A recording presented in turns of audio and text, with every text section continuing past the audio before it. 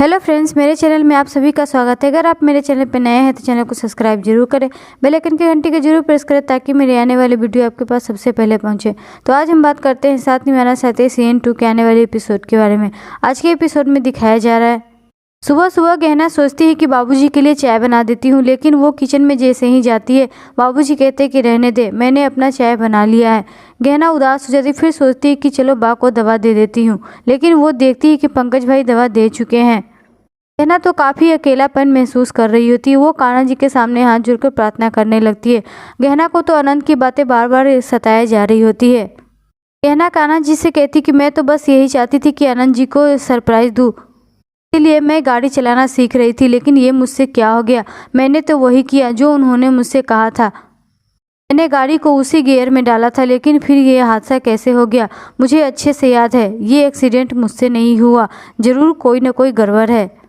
गहना को यकीन हो जाता है कि ये हादसा मुझसे नहीं हुआ, लेकिन वो सोचती है कि मेरी बात कौन मानेगा, मेरे पास तो कोई सबूत ही नहीं है। फिर वो सोचने लगती है और कहती कान्हा जी अब आप ही हैं जो मेरी मदद कर सकते हैं। गहना तो प्रार्थना कर ही रही होती है, तभी उसके पैरों के पास फिर से एक पेपर उड़कर आ जाता है। वो पेपर तो ड्राइविंग स्कूल की होती है। गहना को पिछली बातें भी याद आ जाती है। गहना सोचने लगती है कि अब जो कुछ भी पता चलेगा यहाँ से ही पता चलेगा।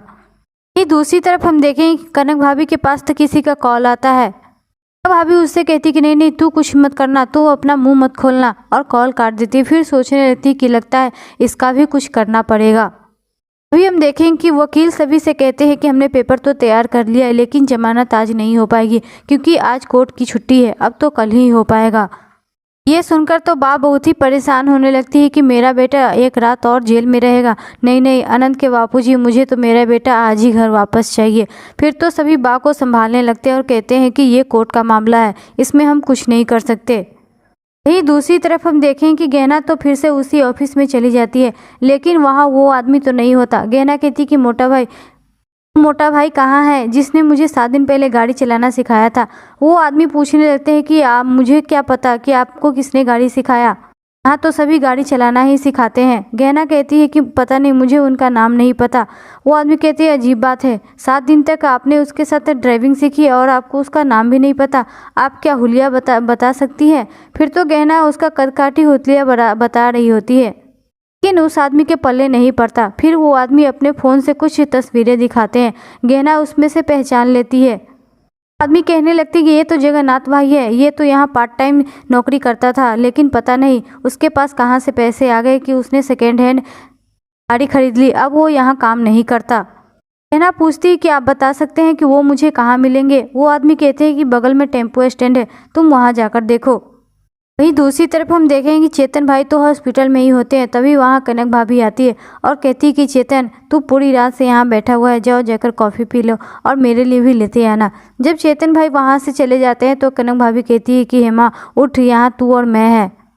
भाभी की बातें सुनकर तो हेमा भाभी जग जाती है और फिर कहने लगती कि कैमरामैन, मेरे पेट में तो हाथी चूहे दौड़ रहे हैं, मुझे कुछ खाने के लिए दीजिए ना। कनक भाभी तो हेमा भाभी के लिए बहुत सारे खाने लेकर आई होती है। तो हेमा भाभी खानों को जल्दी जल्दी से खाने लगती है। तभी वहाँ डॉक्टर आ जाते हैं और कहते हैं कि चलो इंजेक्शन का टाइम हो गया। हेमा भाभी तो मना करने लगती है कि नहीं, मुझे इंजेक्शन नहीं लगवाना, कनक बहन कुछ कीजिए ना। कनक भाभी कहती है कि हेमा बस ये दिमाग शांत करने की इंजेक्शन है, कुछ दिन और बर्दाश्त कर लो, तुम्हारे ये नाटक से ना मुझे बहुत फायदा हो रहा है। डॉक्टर तो हेमा भाभी को इंजेक्शन लगा देते हैं। वही कनक भाभी मन ही मन सोच रही होती कि सॉरी हेमा डार्लिंग, ये दिमाग शांत करने की नहीं, नींद की इंजेक्शन है, कुछ दिन और बर्दाश्त कर लो। तभी हम देखें कि गहना तो टैक्सी स्टैंड पहुंच चुकी होती है और वहां देखती है कि जगन्नाथ अपने नई टैक्सी का पूजा कर रहा होता है। गहना जाकर उसके टैक्सी में बैठ जाती है। वो आदमी गहना को देखकर हैरान हो जाता है और पूछने लगता है कि तुम यहाँ क्या कर रही हो, चलो उतरो मेरी गाड़ी से। गहना कहती कि नहीं, मैं नहीं उतरूंगी, मैंने आपको पूरे पैसे दिए हैं, चलिए मुझे गाड़ी चलाना सिखाइए। वो आदमी कहते हैं कि नहीं, मैं आपको नहीं सिखाऊंगा। तो गहना गाड़ी स्टार्ट कर देती है। वो आदमी कहते हैं कि अरे तुमने गाड़ी क्यों स्टार्ट कर दी। गहना कहती है कि आप मेरे साथ चलिए वरना मैं आपकी टैक्सी लेकर चली जाऊंगी। फिर तो मजबूरन उस आदमी को गहना के साथ बैठना पड़ता है और गहना तो सवाल किए जा रही होती कि बताइए उस दिन वो हादसा कैसे हुआ था, गियर किसने बदला था, मैंने तो नहीं किया, आपको ऐसा करने के लिए किसने कहा था। वो आदमी तो लगातार मना किए जा रहा होता है। गहना तो हाई स्पीड में गाड़ी चलाना स्टार्ट कर देती है। वो आदमी कहता है कि अरे गाड़ी धीरे चला वरना फिर से किसी को ठोक दोगी। गहना कहती है कि पहले आप मुझे ये बताइए कि आपको इतने सारे पैसे कहाँ से मिले टैक्सी खरीदने के लिए? आपको ऐसा करने के लिए किसने कहा था? वो आदमी तो घबराने लगता है और कहता है कि अरे देखो सामने पोल है, गाड़ी ब्रेक लगा वरना मर जाओगी। गहना कहती है कि मेरे पति जेल में है, उनको बचाने के लिए मैं एक बार तो क्या मैं 1000 बार मर सकती हूँ। वो आदमी समझ जाता है कि ये तो ऐसे मानने वाली है नहीं। गाड़ी तो पोल के पास जा ही रहा होता है, तभी वो आदमी कहने लगता है कि रोको रोको मैं बता रहा हूँ। उस आदमी का तो डर से पसीने छूटने लगते हैं। गहना पूछ रही थी कि बताओ उस दिन क्या हुआ था, वो हादसा कैसे हुआ?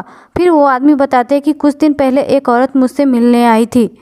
तभी हमें कुछ फ्लैशबैक में दिखाया जाएगा। कनक भाभी उस आदमी के पास आती है और 50,000 रुपये देती है। वो आदमी पूछता है कि क्या करना है? कनक भाभी कहती है एक्सीडेंट, लेकिन कनक भाभी ने तो अपना चेहरा छुपा रखा होता है जिससे वो आदमी कनक भाभी को पहचान नहीं पाता।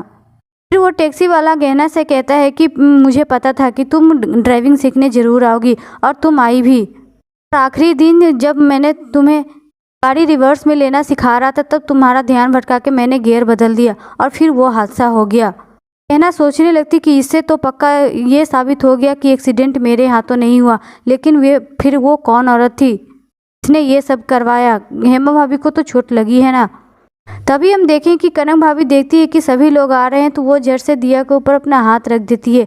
बात देखती है और कहती कनक बहू ये तुम क्या कर रही हो, खुद को चोट क्यों पहुंचा रही हो? कनक भाभी कहती कि मुझसे हेमा और अनंत की हालत देखी नहीं जाती और ये सब के लिए तो उस गहना जिम्मेदार है। कनक भाभी तो सबके मन में गहना के खिलाफ नफरत भर देती है। तभी वहाँ काका जी आते हैं और पूछते हैं कि आप लोगों ने गहना को देखा क्या?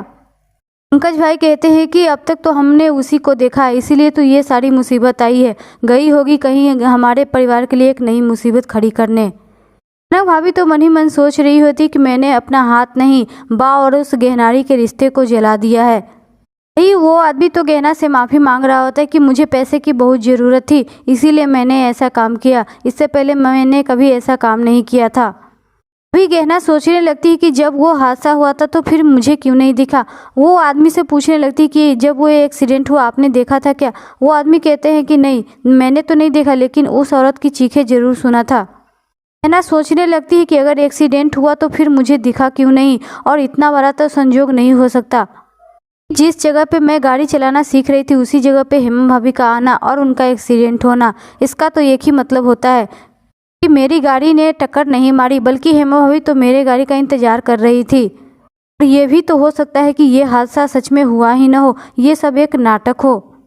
ना उस आदमी से कहती कि अब पुलिस स्टेशन चलिए, अब जो बातें आपने मुझे बताई वो सब वहाँ बताई। वो आदमी कहते कि अरे पागल समझ रखा है क्या, मैं पुलिस स्टेशन नहीं जाऊँगा। गहना अपने फ़ोन में वो वीडियो दिखाने लगती है। गहना तो सारी वीडियो रिकॉर्ड कर चुकी होती है, जो बातें उसने बताई होती है। गहना कहती है अगर आप पुलिस स्टेशन नहीं चलेंगे तो फिर ये वीडियो जाएगी। दूसरी तरफ हम घर पे देखें काका जी सभी से कहते हैं कि गहना का कॉल आया था, उसने अभी के भी हम सबको पुलिस स्टेशन बुलाया है। तो अभी तो सोचने लगती है कि अब गहना की क्या चाल हो सकती है। अभी हम देखें कि सभी लोग तो पुलिस स्टेशन में चले गए होते लेकिन गहना अभी तक नहीं आई होती है। इंस्पेक्टर कहते हैं कि ये कोई आपका ससुराल नहीं है कि मैं आपकी बहू का आने का वेट करूं। वो लोग तो जाने ही वाले होते हैं लेकिन तभी वहां गहना आ जाती है। गहना के साथ तो वो टैक्सी वाला भी होता है। वही कनक भाभी उसे देखकर तो अपनी नज़रें छुपा रही होती है। इंस्पेक्टर कहते हैं कि अब जाओ यहाँ से, अब जो फैसला होगा कल अदालत में ही होगा। गहना कहती है कि अदालत तक जाने की कोई ज़रूरत नहीं है क्योंकि ये सब एक साजिश है, मेरे पति ने कोई गुनाह नहीं किया।